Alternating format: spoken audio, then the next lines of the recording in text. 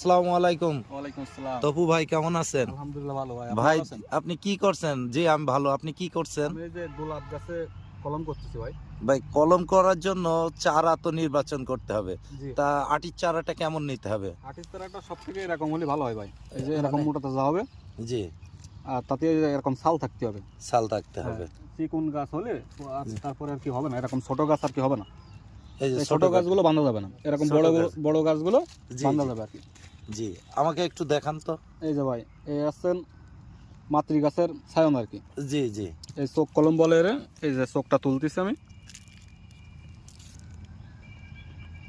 এই তোলার পরে এই যে আপনার আছেন, এটা আছেন এই পুরুষ গাছের মধ্যে এই মাতৃ গাছের এই ডালটা ঢুকাই দিলাম ভাই।